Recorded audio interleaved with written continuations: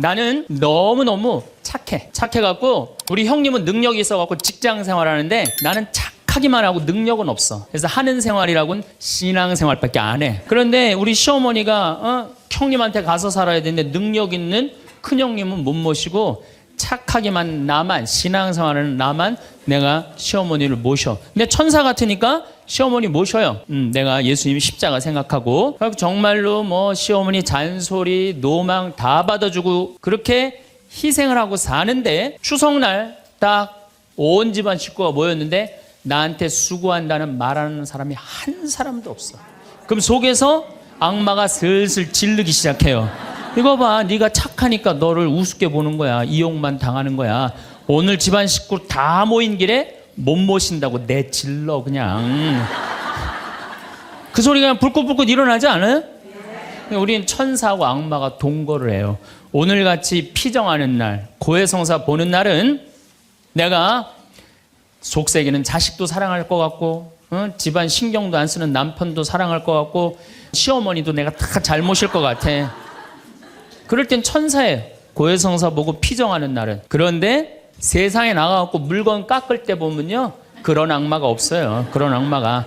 또 뭐 경품 행사로 공짜로 뭐 준다 그러면요, 하나라도 더 받으려고 달겨드는 거 보면은요, 이건 뭐 정말 악마가 따로 없어요. 보면은 악이 다툼을 해요. 보면은. 그래서 우리 마음 안에는 천사하고 악마가 항상 동거를 해요. 우리가 이 세상 살면서 제일 많이 받는 유혹이 뭐냐면 돈에 대한 유혹이야. 돈에 대한 유혹, 빵에 대한 유혹. 내가 30년 동안 60평생 살면서 돈을 3억을 모았어. 60살이 돼서. 그럼 이 돈 연금 잘 가입해 두면요, 한 달에 100만 원씩 죽을 때까지 써요. 90살까지. 근데 현찰 3억이 생기면은 악마가 유혹을 해요. 돈이 돈 번데 이거 펀드에다 갖다 맡기면 1년 만에 6억 만들어 줄게. 넘어가요. 이상하게 넘어가요. 아니 3억을 모으는데 30년이 걸렸다면은 이게 한 6억이 되려면 한 10년은 걸려야 되지 않아요? 근데 1년 만에 만들어준다 그러면 덜썩 맡겨요. 그랬더니 이자가 막 1,000만 원씩 나오는 거야. 이게 웬 노다지냐. 이거 확실하다. 부모 돈, 형제 돈, 친구 돈 싹 끌어다가 한 200억을 만들어주면은 악마는 들고 튈까요, 안 튈까요? 튀어요. 며칠 전에 450명한테 2,300억을 자기 로얄 패밀리라고, 청와대, 변호사, 뭐 장관들하고 다 아는 로얄 패밀리라고, 이게 놀랍게도 15일만 맡기면 20%의 이자를 준다고 꼬신 거예요. 그런데 450명이 얼마를 모아줬느냐면은 2,300억을 모아줬어. 2,300억을. 그래갖고 그걸 들고 튀었잖아요. 여러분들, 1 더하기 1은 2입니다. 1 더하기 1은 절대 10이 아니에요. 근데 우리는 욕심이 있어요. 내 재산이 1 더하기 1인데 2여야 되는데 10이길 바래요. 3억을 모으는 데는 30년이 걸리지만은 악마한테 유혹에 넘어가고 3억을 날리는 데는 6개월도 안 걸려요. 6개월도 안 걸려요. 그리고 땅을 치고 통곡하는 사람들 전 정말로 많이 봤어요. 대한민국 1980년대 이후부터 땅 뛰었어요. 땅값. 그렇죠? 주식 뛰었어요. 그래갖고 대한민국은 1 더하기 1은 2가 아니었고 1 더하기 1은 10이었고 1 더하기 1은 100이었어요. 어떤 사람은 1 더하기 1은 1000도 됐어요. 그러니까 온 국민이 들떠 있는 거야. 들떠 있는 거야. 나도 1 더하기 1이 뭐가 될 수 있다? 100도 될 수 있고 1000도 될 수 있다. 이런 생각을 해요. 대표적인 게 뭐냐면 다단계야. 다단계. 내가 가정방문 다녀보면요, 집에 샴푸 잔뜩 있는 집 많아요. 비누 잔뜩 있는 집 많아요. 뭐 한 거예요?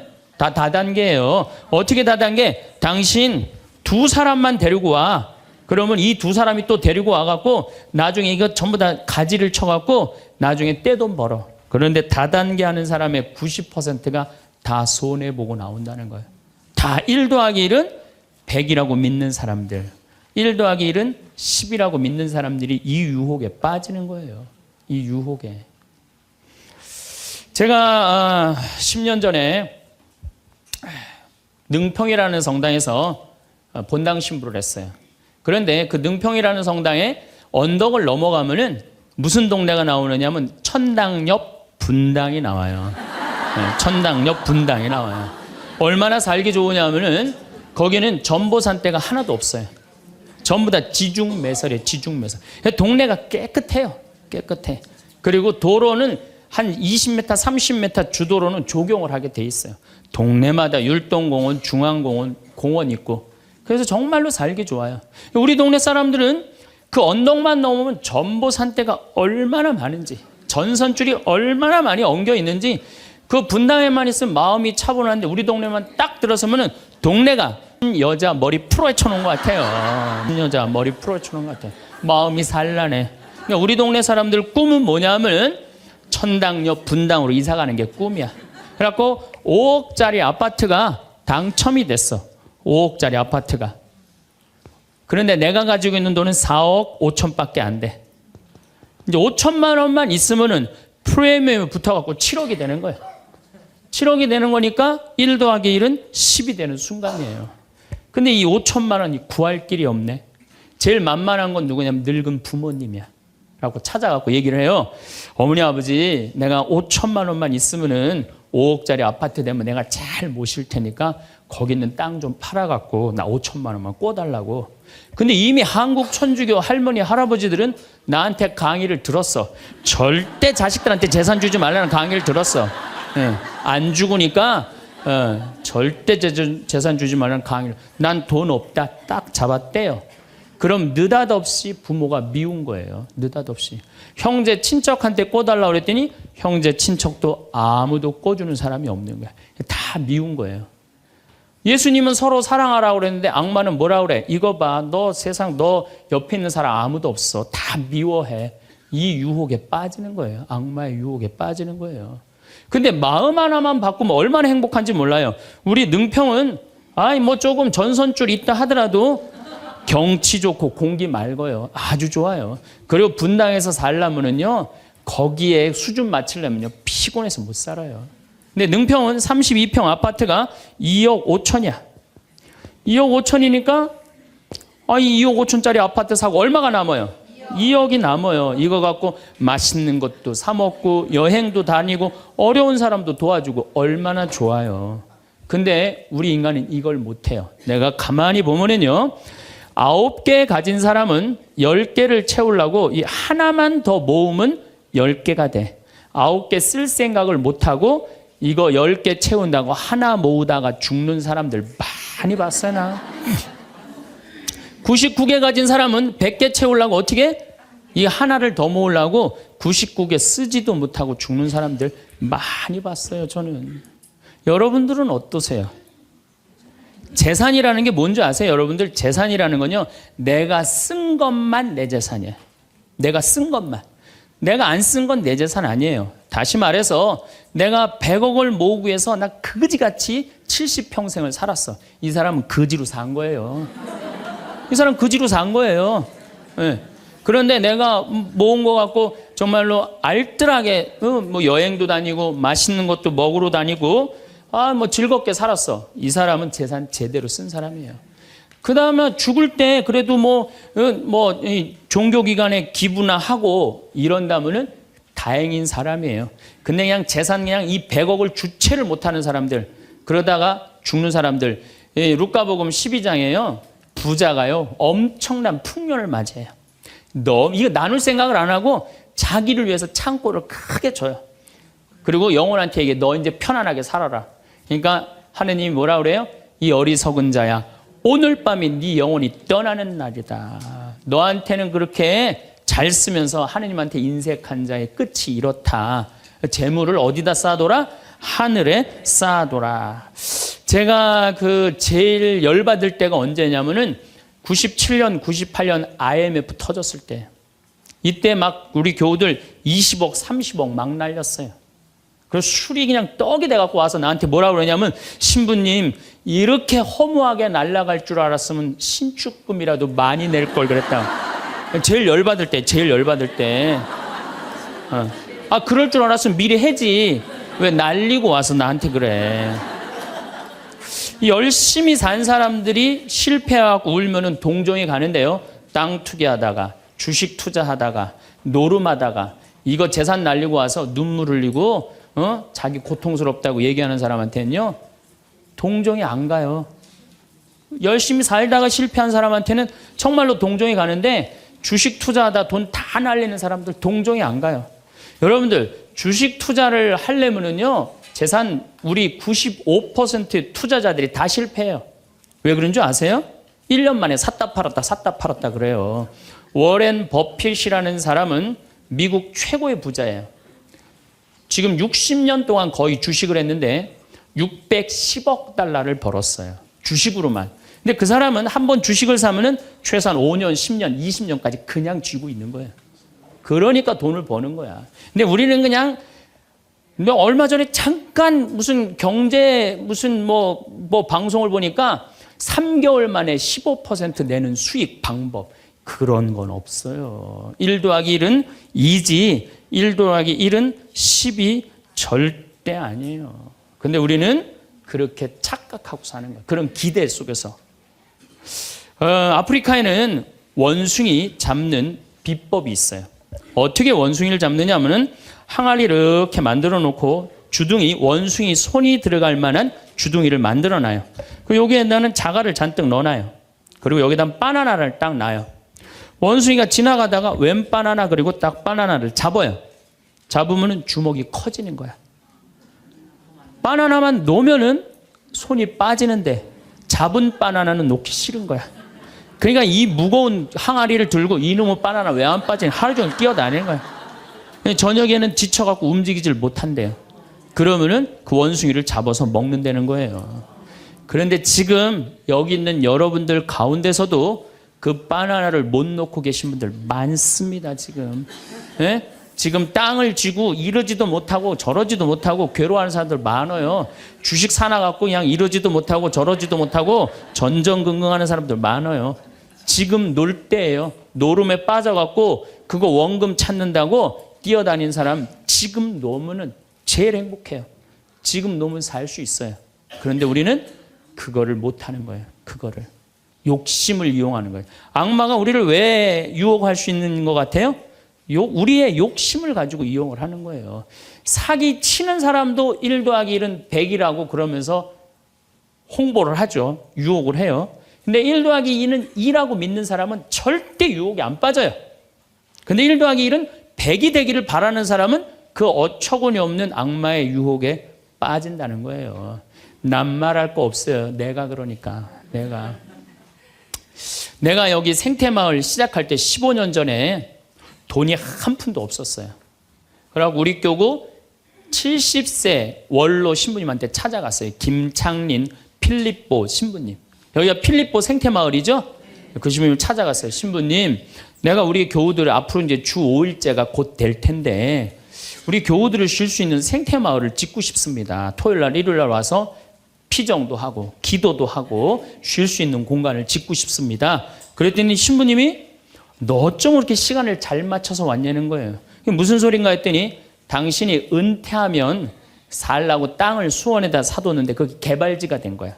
근데 보상비가 14억이 나온 거예요. 근데 신부님이 그때 이런 말씀을 하시더라고요. 우리 신부들 은퇴하면 교구청에서 아파트 한 채 사주는데 내가 그 돈이 뭐가 필요하냐고. 너 그렇게 좋은 일에 쓴다니 내가 너한테 주마. 하루아침에 14억을 받았어요. 내가 이마에 돈복 이렇게 써 있다니까요. 이제 그걸 가지고 이 생태마을을 꾸미려고 계획을 해보니까 이거는 뼈대밖에 못 올리겠더라고. 그래서 3개월 동안 전전긍긍을 하는데 신부님이 나를 다시 부르셨어요. 황 신부 와봐라. 너 그거 갖고는 그거 완성을 못하겠다. 내가 평생 북에서 넘어오셨거든요. 그래갖고 학비에 너무 고생을 하셔갖고 신학생들 장학금을 모은다고 10억을 모아두셨어요. 그 10억도 내가 귀양 너 투자하는 거 내가 너한테 해주마. 대신 나중에 네가 장학 사업은 이어서 해라. 내가 그 약속을 받고 신부님 또 10억을 또 주셨어요. 24억이 된 거야. 그랬더니 그때 그 본당 신부님 13,000명 본당이 있었는데 교우들이 신부님이 이런 좋은 일에 한다니까 3억을 모아줬어요. 27억이 됐어. 완전히 돈벼락이 그냥 막 쏟아지는 거죠. 그랬더니 후배 신부들이 우리 수원교구 후배 신부님들이 선배 최고 원로 신부님이 이런 사업에 한다니까 동참하겠다고 3억을 또 모아주셨어요. 그래갖고 30억이 돼갖고 이 생태 마을을 내가 진 거예요. 2년 만에. 어디 한번 모금 한번 안 다니고 그 신부님이 다 해주셨어요. 그래서 여기가 그 신부님 본명을 따서 필리포 생태 마을이 된 거예요. 아니 이렇게 30억을 해서 줘서 주셨으면은 내가 열심히 피정 지도하고 여기 또 우리 농토 많으니까 농사 열심히 져갖고 뭐 황토 성당도 짓고 황토 찜질방도 짓고 황토집도 하나하나 져나가면 되는데 하루아침에 30억이 생기니까 내가 확 미쳐버리더라고요. 내가 일해서 이 하나하나 개발할 생각은 안 하고 어디 돈 많은 과부 없나 이것만 찾으러 다니는 거예요. 돈 많은 과부 없나. 이 미친 거죠. 제가 보기에는. 그래갖고 1년을 돈 많은 사람만 찾아다녔어요. 그것도 33, 4살밖에 안 된 새파란 신부가. 얼마나 이거 황당한 일이에요. 나도 1 더하기 1은 100이라고 생각을 한 거죠. 근데 그렇게 1년을 따라다녔는데 이게 또 부자들이 특징이 있어요. 도와줄 것 같으면서도 안 도와주고 안 도와줄 것 같으면서도 도와줄 것 같이 말하고 미치겠더라고요. 내 마음 안에 평화가 하나도 없더라고요. 그런데 사도 바오로가 데살로니가 후서 3장 6절서부터 10절까지 내 머리를 한 대 때렸어요. 일하기 싫은 사람은 먹지도 말아라. 나는 교회에 주님의 말씀을 전하지만 성도들한테 피해를 주기 싫어서 밤낮으로 일을 했다. 금을 짜는 일을 했다 이거예요. 그래 내가 열심히 농사 짓고 된장, 간장, 고추장, 청국장 우리 콩 있으니까 여기 또 지역 주민들하고 콩 계약 재배하고 그렇게 하면 되지. 그래갖고 그때부터 벌써 14년 전이네요. 그때부터 된장, 간장, 고추장, 청국장, 김장 농약 안 친 걸로 김장하고 요즘은 또 청국장 가루 이거 아주 너무너무 좋아갖고 오늘도 벌써 2가마를 띄웠는데 다 팔렸어요. 그러니까 내가 이걸 한 첫 해는 판매액이 1억이었는데 작년에는 17억이에요. 너무 즐거운 거예요 사는 게. 저 신부님 떼돈 버나 보다. 떼돈은 남지 않아요. 원료값이 너무너무 많기 때문에. 그렇지만은 내가 우리 교우들한테 농약 안 친 거 먹을거리 제공해주고 이 지역에 지금 3만 평 농약 안 치고 농사 짓고 여기 50명 주민들한테 여기 주민들 지금부터 농한기거든요. 근데 여기 주민들은 지금 내년 2월 달까지 저기 메주 띄우고 청국장, 생청국장, 청국장 가루 한 30명이 와서 계속 일을 해요. 얼마나 좋아요. 그냥 이러면서 내가 행복하게 살면 되는데 아니 내가 미쳐갖고 그냥 한 1년 동안 돌아다닐 땐 마음이 평화롭지가 않더라고요. 여러분들 남의 재물을 탐낼 때부터요. 그때부터 평화는 깨지는 거예요. 남의 재물을 탐낼 때부터. 여러분들 우리 고모가 하나 있어. 내 고모가 친척이 나라고 조카라고 나 하나밖에 없어. 근데 시집을 안 갔네 이 고모가. 근데 그냥 돈을 많이 벌어갖고 천당역 분당에 아파트도 한 채 있고 빌딩도 하나 있고 저기 통장에 돈도 많아. 그럼 이 조카가 저 고모 늙은 고모 죽으면은 저 재산이 누구한테 온다? 나한테 온다. 이 생각하는 순간부터 얘는 불행한 거예요. 고모 재물 탐내는 순간부터 얘는 불행한 거예요. 남의 재물을 탐내면 안 되는데 악마는 뭐라고 우리한테 유혹을 하느냐면 남의 재물을 탐내라고 유혹을 해요. 우리 어머니 아버지가 잘 살아. 저 재산 나한테 오겠지. 그때부터 얘는 일 안 해요. 딴 생각만 하는 거예요. 1 더하기 1은 2라고 생각 안 하고 1 더하기 1은 100이 된다고 생각을 하고 사는 거예요. 절대 평화롭지가 않아요. 또 여러분들 형제 중에 누가 잘 살아. 우리 형이 잘 살아. 누나가 잘 살아. 근데 내가 이번에 아이가 대학을 들어가. 나 등록금 좀 안 대주나. 이때부터 죄짓기 시작하는 거예요. 이때부터 미워하기 시작하는 거예요. 성당 질 때도 마찬가지예요. 성당 질 때도 내가 하느님 아버지 집을 줘. 그러면은 그 하느님 아버지 집 짓는데 내가 봉헌하면 되잖아. 근데 그냥 나는 봉헌할 생각 안 하고 우리 성당이 제일 부자가 저거 얼마 봉헌하나 이것만 기다리고 있는 거야. 근데 그냥 그 부자는 내가 보기엔 1억을 해도 되는데 500만 원밖에 안 했어. 그럼 뭐라고 그러냐면 예수님 말 틀린 거 하나도 없어. 부자가 천국 들어가는 거는 낙타가 바늘구멍 통과하기보다 아는 건 또 많아갖고 그냥 그러면서 그 사람 욕하는 거. 제 생각엔 이래요. 그렇게 부자 헌금 얼마 내나 그거 쳐다보고 있는 것도 남의 재물 탐내는 거예요. 그 사람 마음에 평화 없어요. 내가 가지고 있는 것만 누구한테 봉헌하면 돼? 하느님한테 봉헌하면 되는 거예요. 우리가 이 돈에 대한 유혹, 이것 때문에 죄를 짓고 사는 거예요. 그런데 유혹 중에 제일 무서운 유혹이 뭔지 아세요? 여러분들 돈 왜 벌어요? 자식 욕심 때문에 버는 거예요. 자식 때문에 여러분들 돈 버는 거예요. 자식 때문에. 아메리카의 인디안들은 자식이 태어나면 어디다 봉헌하냐면 별한테 봉헌한다고 그래요. 우리 아이 추억 많게 해달라고. 요즘 어제 그제 여기 별 정말 미치도록 많아요. 밤하늘에 별똥별이 2만 개가 떨어져. 2만 개. 지난번에 우리 수녀님들 한 20분 오셨을 때 내가 여기 마루 위에, 강 위에다 마루를 깔아놨어요. 그 위에다 밤에 침낭 하나씩 다 드려요. 그럼 누워갖고 별을 보는데 별똥별이 1시간 동안 10개가 떨어졌대. 10개가. 수녀님들이 너무 행복하다는 거예요.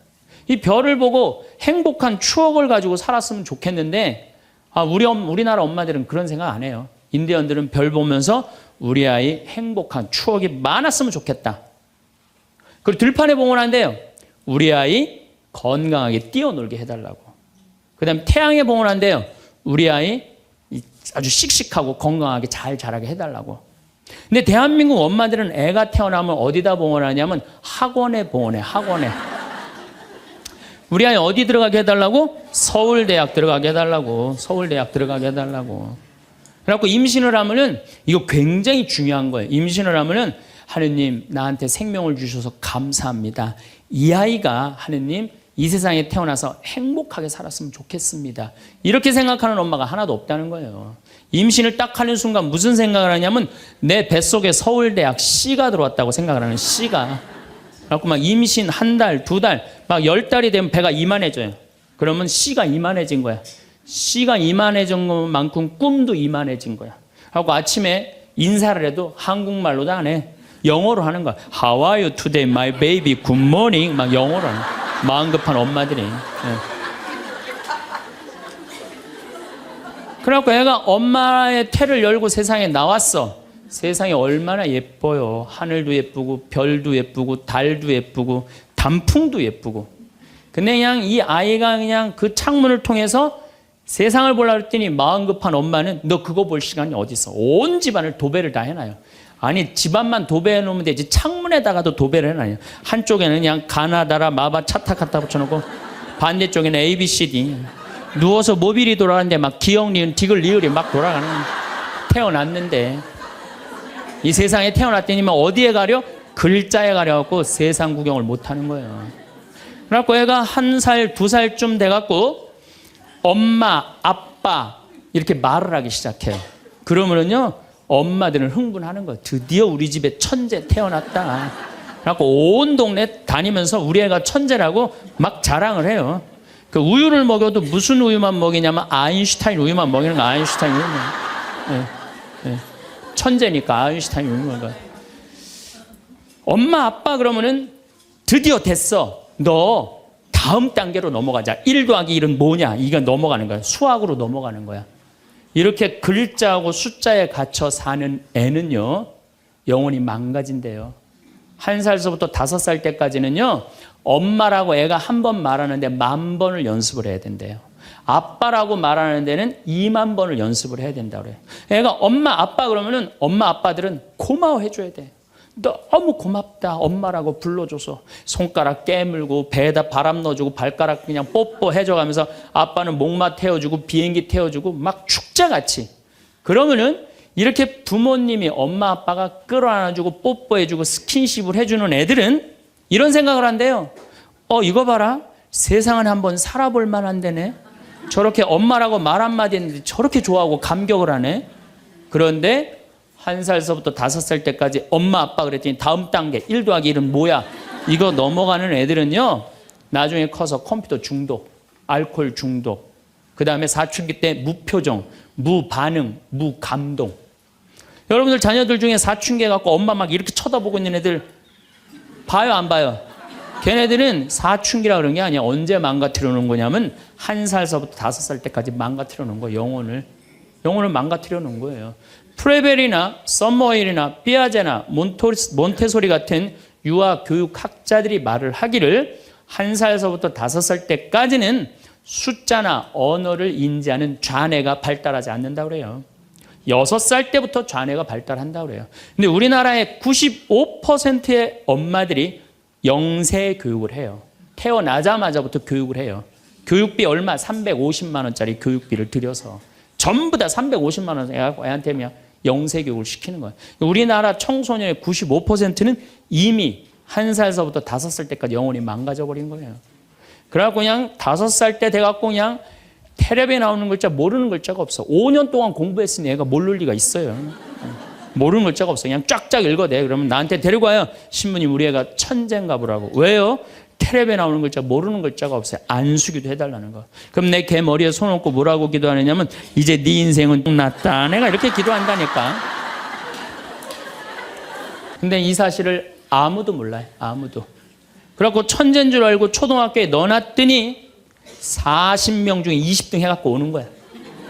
받아쓰기 100점 중에 50점 받아오고. 그러면은 여러분들 자녀들이 5살 때 여러분들이 뭐라고 얘기를 하냐면 우리 아들 대통령 될 거라고, 우리 아들 의사 될 거라고, 변호사 될 거라고, 판검사 될 거라고. 그게 여러분들 행복한 외침이라고 생각하세요? 그게 여러분들을 불행하게 만드는 거예요. 그냥 내 아이가 생긴 대로 네가 하고 싶은 건 나중에 해라. 이런 사람은요 실망하지 않아요.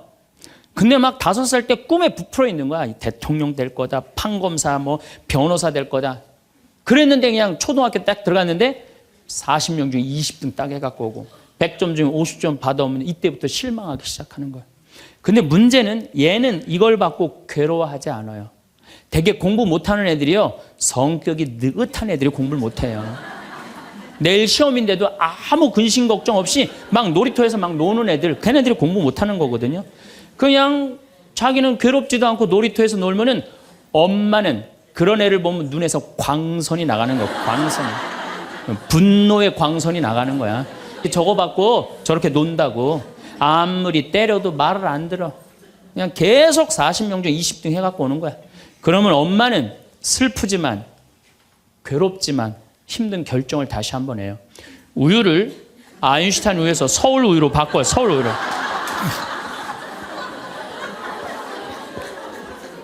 그래갖고 그냥 그렇게 6년 동안 서울 우유를 먹였는데 중학교 딱 올라갔는데 초등학교 때 말 안 듣는 거하고 차원이 틀려요. 중학교 때 컴퓨터 게임에 빠지면은요 미쳐요.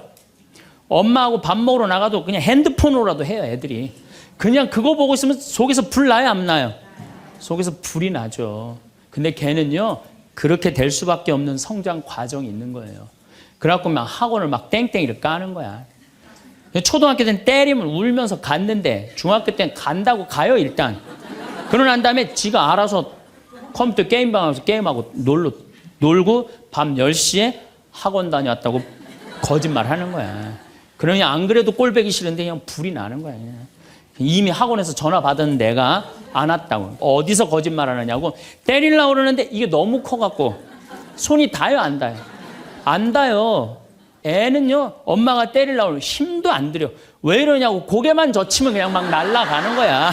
고개만 젖히면 손이 닿지도 않아. 그러면 또 멱살을 끌어내려갖고 그냥 엄마 때리는데 피하느냐고 그러면은 그때서 아이가 엄마 손을 딱 잡고 흰 눈동자 95%, 까만 눈동자 5%, 엄마보다 눈을 더 뒤집어 확 뒤질 거예요. 왜 이러냐고. 나 좀 제발 놔두라. 나 공부하는 거 지겹다고. 엄마를 확 밀쳐내요. 그럼 엄마는 그냥 마룻바닥에 확 널브러지면서 마룻바닥을 움켜쥐고 너무 슬프지만은 힘든 결정을 다시 한번 해요. 우유를 서울 우유에서 연세 우유로 바꿔요. 연세 우유로. 네. 연세 우유로 이제 바꿔갖고 그냥 먹었는데 고등학교 올라갔는데 이놈이 이거는 뭐 내가 보기에는 여러분들 중학교 때는요 애가 말도 못하고 반항을 하는데 고등학교 때는 차원이 틀려요. 어떻게 틀리냐면 엄마 아빠는 뭘 잘 살아서 나한테 잘 살라고 그러느냐고. 당신들이 나한테 해준 게 뭐 있느냐고. 말도 못하는 거예요. 이때는 어떤 상황에 들어가느냐면 동네 자랑도 못해. 친척한테 아무 자랑도 못해. 조금만 있으면 이제 대학 금방 탈로가 나게 생겼는데 뭐 5살 6살 땐 대통령이다 천재다 뭐 생 난리를 하고 돌아다녔는데 고등학교 땐 완전히 소가리를 하는 거예요. 완전히 소가리를 하는 거예요. 그리고 말도 못하는 게 한마디 하면 아들이 그냥 주먹으로 그냥 문치면 문이 뻥뻥 뚫리니까 무서워서 말도 못하는 거예요. 그러면 그냥 동네에도 말 못하고 그냥 집에서도 말 못하고 엄마만 속병이 드는 거예요. 너무 슬프지만은 아무도 모르게 힘든 결정을 다시 한번 해요. 우유를 연세우유에서 건국우유로 바꿔요.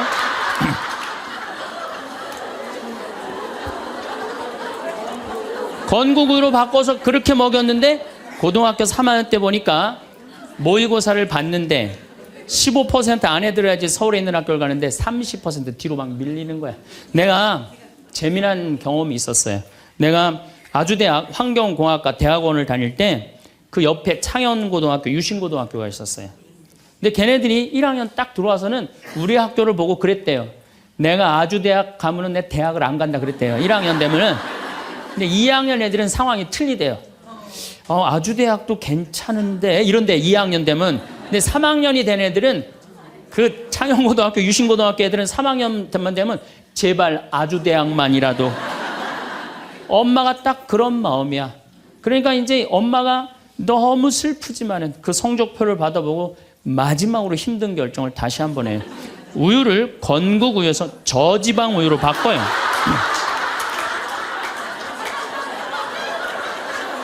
저지방 우유로 바뀌는. 그래갖고 그냥 제발 지방대학은 가지 말라고. 그래갖고 그냥 지방대학 그렇게 가지 말라고 저지방 우유를 먹었는데 애가 결국은 지방대학을 갔어. 이때부터 자식이 미운 거예요. 자, 여러분도 한번 생각을 해봐요. 그 소중한 자식 태어났는데 처음부터 네 생긴 대로 살아라 그랬으면 20년 동안 사랑이 쌓였을 거예요. 근데 처음부터 자기가 먼저 대통령, 판검사 목표 설정해놓고 애가 따르지 않는다고 애를 미워한다. 애가 잘못하는 거 부모가 잘못하는 거예요. 나는 100번 부모가 잘못한다고 생각을 해요. 공부 못하면 어때요? 애가 건강하고 자기 행복하게 살면 되지. 내 목표에 애가 따르지 못한다고. 그리고 애들이 공부 못하는 거는 누구 머리 닮아서 공부 못해요? 여러분들 남자 여자는 XY고 여자는 XX죠? 그런데 이 Y 유전자는요 성을 결정하는 아주 최소한의 정보만 갖고 있어요. 대개 X 안에 모든 게 다 들어있어요. 그러니까 엄마 아빠한테 갖고 와봤자 엄마 걸 더 많이 갖고 와요. 그러니까 애들이 공부 못하는 건 거의 엄마 닮아서 공부 못하는 거예요. 아니 그러면은 애가 공부 못하면 자기 머리를 떨어야지 왜 애를 괴롭혀요? 그러니까 우리나라 초등학교, 중고등학교, 대학생 중에 부모하고 제일 사이 나쁜 세대가 대학생이 제일 나빠요. 그 정도는 부모하고 마음이 통해야 되는데 말이 통해야 되는데 말이 안 통하는 거예요. 그냥 부모 싫다고 떠나가는 거예요. 자식 놓치는 거죠. 영원히 떠나가는 거예요. 자, 그런데 신부님 내 아이는 너무 똑똑해요. 아주 착해요. 반에서 1등, 전교에서 1등 해갖고 서울대학 갔어요. 그런데 서울대학 간 자식도 사실은 별로 소용없어요. 서울대학 가갖고 얘가 졸업을 해갖고 삼성에 취직을 했어. 출근을 했는데 내가 나눴는데도 어쩜 저렇게 잘생겼어. 빛이 번쩍번쩍 나. 그렇게 빛이 번쩍번쩍 나. 너무 보기 좋은 거야. 내 자식이지만. 그런 자식일수록요 잘하는데 아무런 도움도 주지 않은 나보다 훨씬 예쁘고 훨씬 젊은 여우 같은 며느리가 나타나서 낚아채 가는 거예요. 그날로 끝나는 거예요. 그날로. 여러분들 옛날에는 부모 자식이 끈끈했어요. 왜 옛날에는 부모 자식이 끈끈했느냐면 평균 연령이 46세였을 때 100년 전만 해도 46세까지 못 살았어요. 20살에 결혼해갖고 내 나이가 40이 되면은 자식은 큰아들은 나를 40 먹은 나를 몇 년만 모시면 되냐면 6년만 모시면 돼. 6년. 모실만해? 안 모실만해? 부모 6년 모시는 거 모실만해요. 그런데 부모가 46에 돌아가셨어. 그럼 내 효도 더 받아 먹으라고 3년 심효살이를 했어요. 산소협회 초막을 져서. 근데 만약에 40살 난 부모님이 돌아가시려고 그러면요 20살 난 자식이 손가락 깨물어서 단지해 줬어. 입에다가. 죽지 말라고. 옛날에 만약에 부모님이 돌아가려고 그러는데 손가락 끊어갖고 단지를 안 하는 동네에서 자식 있으면 동네에서 손가락질했어요. 저 자식 부모 돌아가려고 하는데 손가락도 안 끄는 놈이라고. 옛날에는요, 자식들이 부모한테 애절했어요. 그런데 애절한 이유가 부모의 은혜가 고마워서 그걸 효도를 하려고? 전혀 이유는 다른 데 있어요. 동생이 17살, 14살, 11살, 8살, 5살, 2살이야. 아니 이렇게 줄줄이 나눠놓고 지금 이거 누가 키워야 돼? 장남이 키워야 돼, 장남이. 그러니까 죽어도 언제 죽어라? 2살까지 키워놓고 죽어라. 만약 우리 부모님이 2살까지 다 키워놨어. 그때까지 부모님이 살아있으면요, 얘를 시집 장가 보낼 때까지 살아있으면 너무 고마웠고 차려준 잔치가 환갑잔치예요. 그리고 진짜 오래 살았다고 차려준 잔치가 진갑잔치예요. 이게 나아갈 진짜를 써. 60에서 더 나갔다, 이거 나가지 말아야 되는데 더 나갔다 이거예요.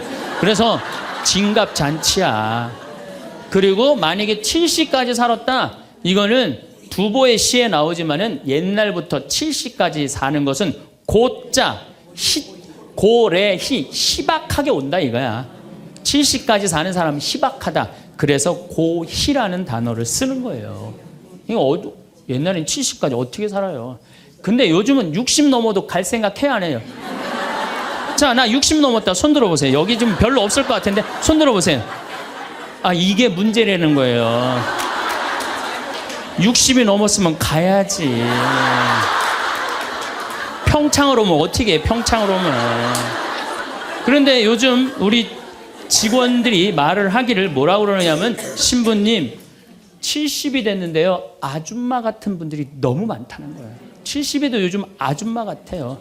그래서 70에도 총각 같은 사람도 많아요. 예. 우리 아버지가 그래요. 아버지가 80인데도 총각 같아요. 지금 60세 되신 분들은 100살까지 삽니다. 몇 년 남았냐면 40년 남았어요. 40년. 지금 50살 되신 사람들은 110살까지 살아요. 몇 년 남았냐면 60년 남았어요. 60년.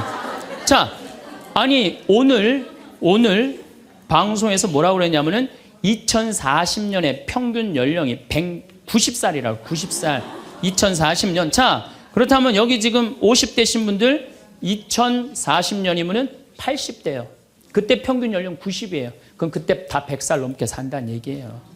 제 말이 그냥 허투루 하는 말이 아니에요. 지금 40 넘은 사람들은 120살까지 살아요.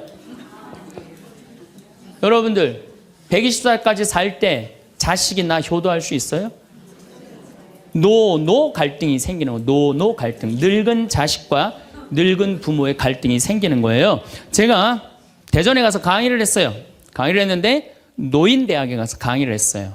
그랬더니 할아버지 한 분이 오셔서, 머리가 하얀 할아버지야. 신부님, 제가 75인데요. 나 엄마 때문에 힘들어서 죽겠다는 거예요. 무슨 소린가 했더니 98살 먹은 엄마가 그렇게 잔소리라고 힘들게 한다는 거예요. 이거 먹고 싶다, 저거 먹고 싶다.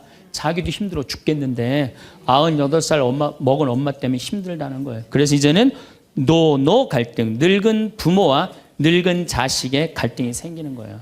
또 얼마 전에는 하나 투어에서 난리가 났어요. 96살 먹은 할아버지가 배낭여행을 신청을 한 거예요.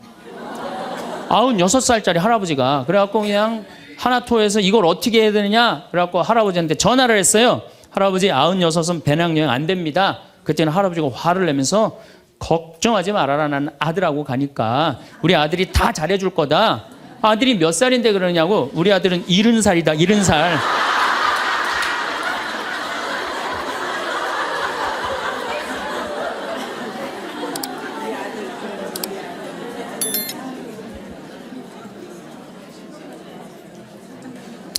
여러분들, 우리나라가 지금 100살 이상이 몇 명이냐면은 1700명이에요.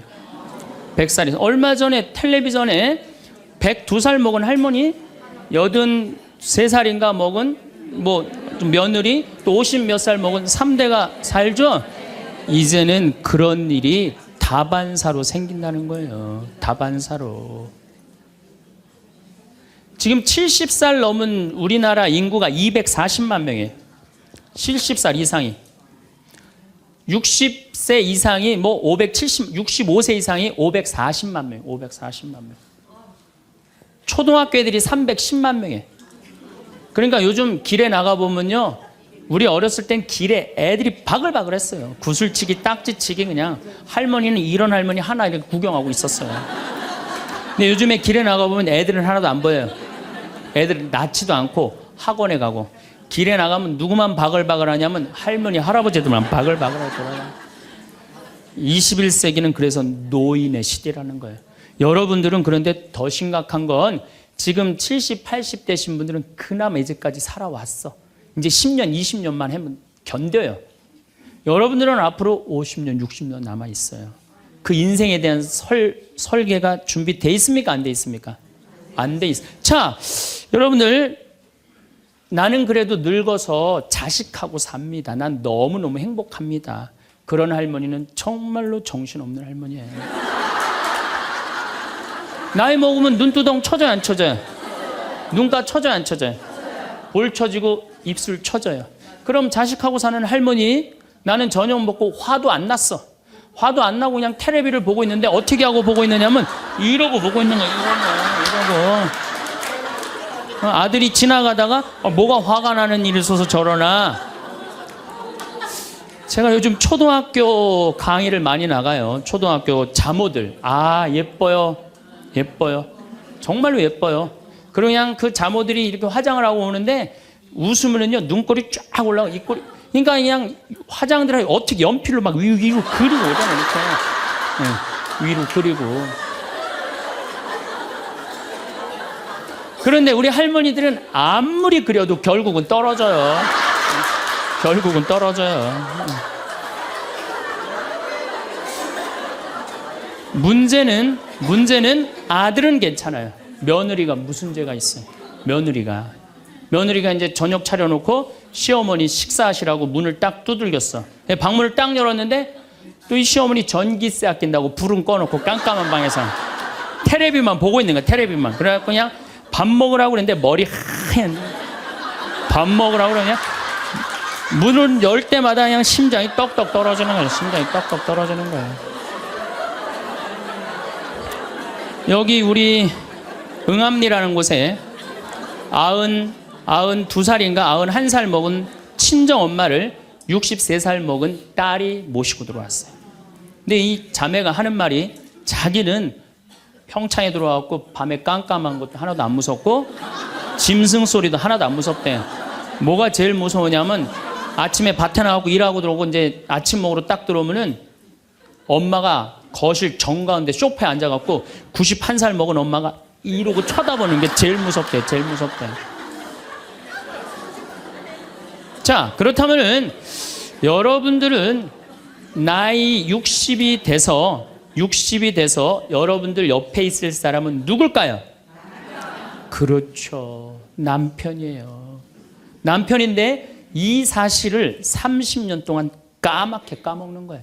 이 사실을 30년 동안 까맣게 까먹고 누구한테 30년 동안 미쳐 있어요?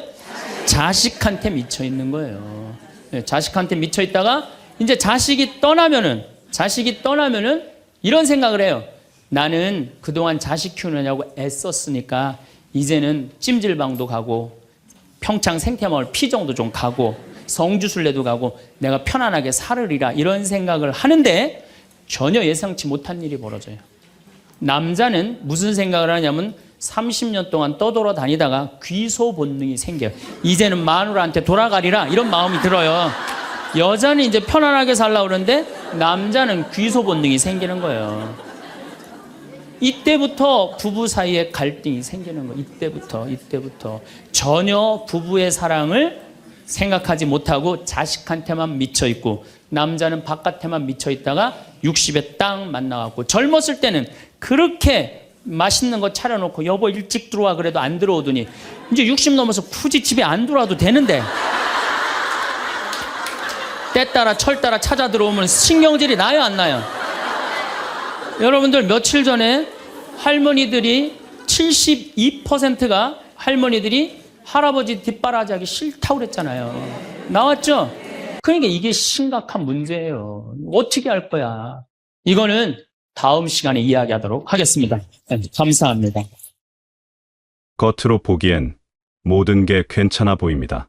먹을 것도 있고, 잠잘 곳도 있고, 걱정할 만큼 큰 문제가 있는 것도 아닙니다.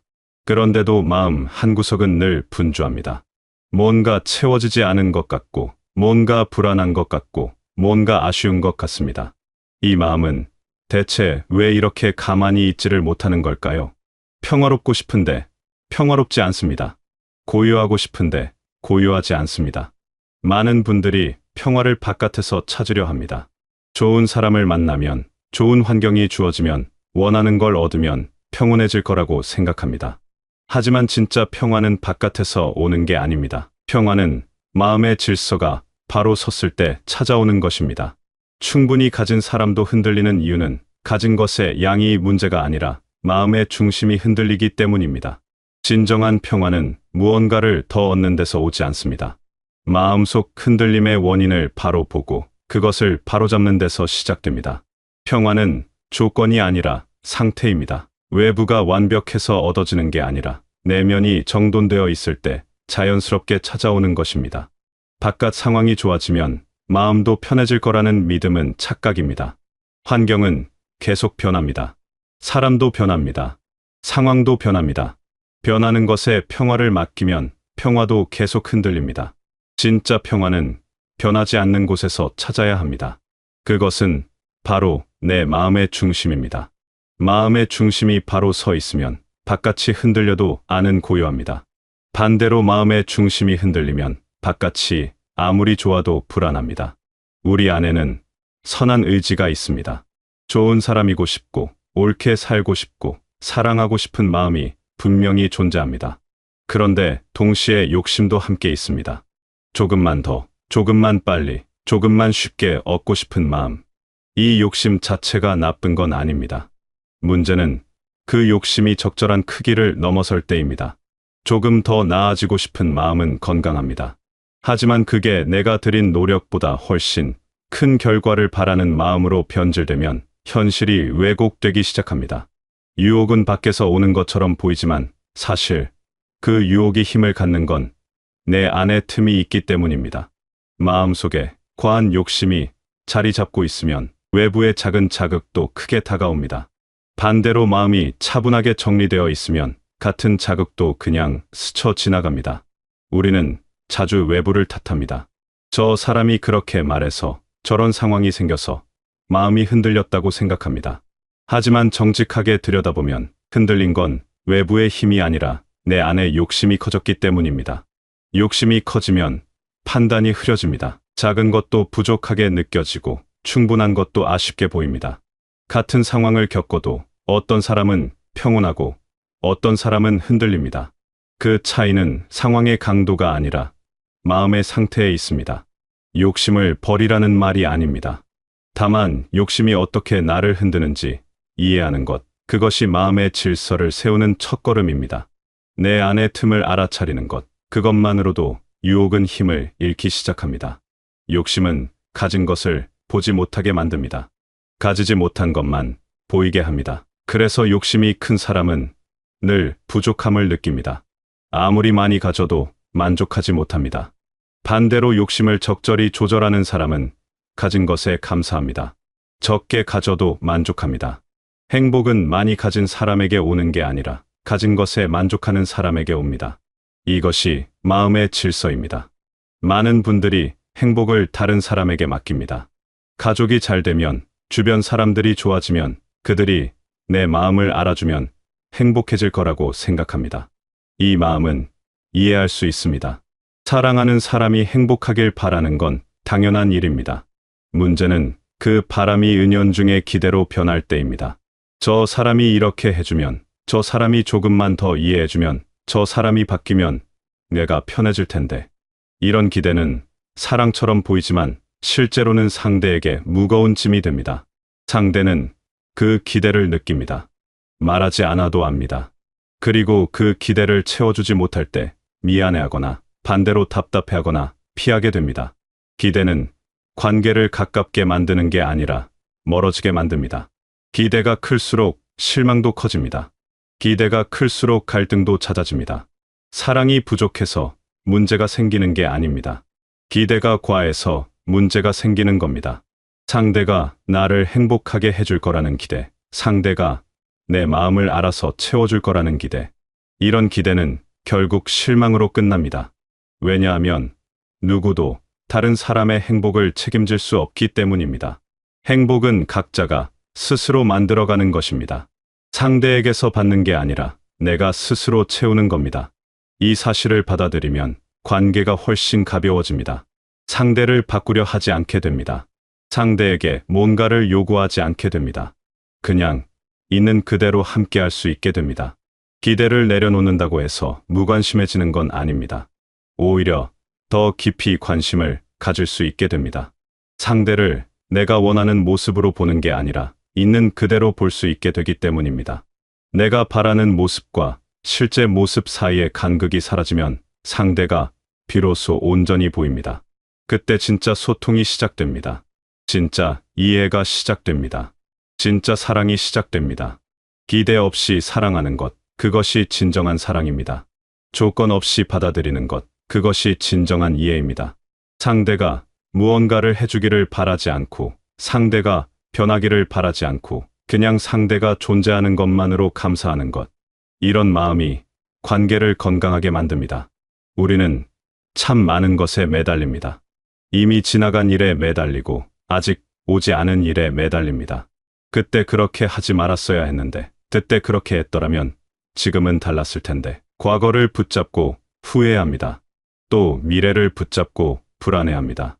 나중에 어떻게 되면, 언젠가 이런 일이 생기면 과거와 미래 사이에서 마음은 쉴 곳을 잃습니다. 현재는 그냥 지나갑니다. 지금 이 순간은 그냥 흘러갑니다. 집착을 내려놓는다는 건 포기하는 게 아닙니다. 무관심해지는 것도 아닙니다. 집착을 내려놓는다는 건 내가 붙잡을 수 없는 것을 붙잡으려 애쓰지 않는다는 뜻입니다. 이미 지나간 시간은 돌아오지 않습니다. 아직 오지 않은 여행은 보장되지 않습니다. 내가 할 수 있는 건 지금입니다. 지금 이 순간 내가 할 수 있는 선한 일, 지금 내 곁에 있는 사람에게 집중하는 것. 이것이 마음의 질서입니다. 집착을 내려놓으면 삶이 가벼워집니다. 관계도 가벼워집니다. 상대에게 과도한 의미를 부여하지 않게 됩니다. 상대가 나를 채워줄 거라는 환상을 내려놓으면 상대를 있는 그대로 볼 수 있게 됩니다. 그리고 나 역시 스스로를 책임지게 됩니다. 내 행복은 내가 만드는 것, 내 평화는 내가 지키는 것. 이렇게 생각하면 관계가 건강해집니다. 서로에게 의지하되 의존하지 않습니다. 함께하되 짐이 되지 않습니다. 과거에 집착하면 후회만 남습니다. 미래에 집착하면 불안만 남습니다. 하지만 지금에 집중하면 평온이 찾아옵니다. 지금 할 수 있는 일을 하고, 지금 만날 수 있는 사람을 만나고, 지금 느낄 수 있는 감정을 느끼는 것. 이것이 삶의 본질입니다. 거창한 무언가를 이루려 하지 않아도 됩니다. 지금 이 순간을 충실하게 사는 것만으로도 충분합니다. 내려놓는다는 건 아무것도 하지 않는다는 뜻이 아닙니다. 오히려 더 잘할 수 있게 하는 것입니다. 과거의 후회와 미래의 불안을 내려놓으면 지금에 더 집중할 수 있습니다. 지금에 집중하면 더 잘할 수 있습니다. 더 잘 느낄 수 있습니다. 더 잘 사랑할 수 있습니다. 집착이 없을 때 비로소 자유로워집니다. 자유로워질 때 진짜 힘이 나옵니다. 우리는 모두 한정된 시간 안에 살고 있습니다. 그 시간을 어떻게 쓸 것인가는 각자의 선택입니다. 어떤 사람은 더 많이 가지려 합니다. 더 많이 모으려 합니다. 더 많이 쌓으려 합니다. 하지만 삶의 끝에서 돌아보게 되는 기준은 얼마를 가졌는가가 아닙니다. 그 시간을 어떻게 사용했는가입니다. 얼마나 많은 숫자를 쌓았는가가 아니라 가진 것을 얼마나 가치 있게 사용했는가입니다. 평화로운 삶은 많이 가진 삶이 아닙니다.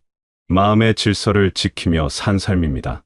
욕심을 적절한 크기로 유지하고, 기대를 내려놓고, 집착을 놓아주며 지금 이 순간에 충실한 삶입니다. 거창한 성공을 이루지 않아도 괜찮습니다. 큰 업적을 남기지 않아도 괜찮습니다. 다만 하루하루를 성실하게, 마음을 바르게 지키며 주변 사람들에게 따뜻하게 대하며 살아가는 것. 그것이 후회 없는 삶입니다. 평화는 얻는 게 아니라 지키는 것입니다. 마음의 질서는 한 번에 완성되지 않습니다. 매일 조금씩, 흔들릴 때마다 다시 바로 세우는 연습을 해야 합니다. 욕심이 커질 때 알아차리고, 기대가 과할 때 내려놓고, 집착이 생길 때 놓아주는 연습. 이 연습이 쌓여서 평화가 됩니다. 삶은 완벽을 향한 경주가 아닙니다. 매 순간 최선을 다하는 과정입니다. 실수하고, 넘어지고, 다시 일어서는 과정입니다. 중요한 건 넘어지지 않는 것이 아니라 넘어졌을 때 다시 일어서는 것입니다. 마음이 흔들렸을 때 다시 중심을 잡는 것입니다. 욕심이 커졌을 때 다시 내려놓는 것입니다. 기대가 과했을 때 다시 조절하는 것입니다. 이런 작은 노력들이 모여서 평온한 삶을 만듭니다. 후회 없는 삶이란 완벽한 삶이 아닙니다. 실수하지 않은 삶이 아닙니다. 최선을 다한 삶입니다. 매 순간 정직했던 삶입니다. 마음의 질서를 지키려 노력했던 삶입니다. 가진 것에 감사했던 삶입니다. 주변 사람들을 소중히 여겼던 삶입니다. 이런 삶을 살면 삶의 끝에서 돌아봤을 때 평온할 수 있습니다. 아쉬움보다 감사가 더 클 것입니다. 여러분의 마음이 조금씩 가벼워지고, 관계가 조금씩 편안해지고, 하루하루가 조금씩 평온해지길 바라겠습니다. 남은 시간이 숫자를 쌓는 시간이 아니라 의미를 채우는 시간이 되시길 바라겠습니다. 완벽하지 않아도 괜찮습니다. 부족해도 괜찮습니다. 지금 이 순간 마음의 질서를 지키며 성실하게 살아가는 것만으로도 여러분은 충분히 가치 있는 삶을 살고 계신 것이니까요. 그 소중한 시간들이 평화와 감사로 채워지시길 바라겠습니다.